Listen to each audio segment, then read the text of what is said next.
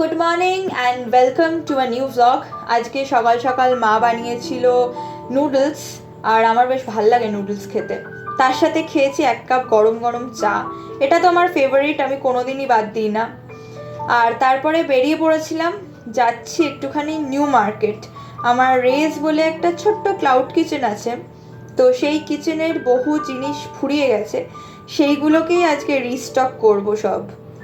তো তারপরে নিউ মার্কেটে নেমে দেখলাম যে বৃষ্টি হচ্ছে, আর বৃষ্টির মধ্যে বাজার করতে একটু অসুবিধাই হয়, তবুও কিছু করার নেই।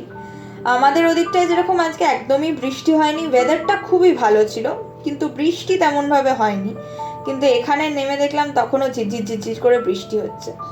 আর দুপুরবেলা আজকে মেনুতে ছিল ভাত, ছানার কোফতা, দই পটল আর কাচকি মাছের চচ্চড়ি। আর ফেরার পথে একদমই ভিডিও করতে পারিনি, হাতে প্রচুর জিনিস ছিল। তারপর বিকেলবেলা গেছিলাম একটা খুব স্পেশাল কাজ সারতে। আমাদের মহিলা সমিতির, রিজেন্ট পার্ক মহিলা সমিতির পুজো হয় প্রত্যেক বছর, মহিলাদের প্রথম পুজো কলকাতায়। তো সেই পুজোর আজকে প্রতিমা বায়না করতে গেছিলাম এবং মনটা ভালো হয়ে গেছিল খুব।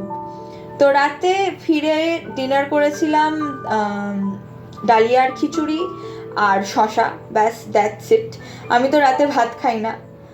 So tata, good night, see you in a next blog.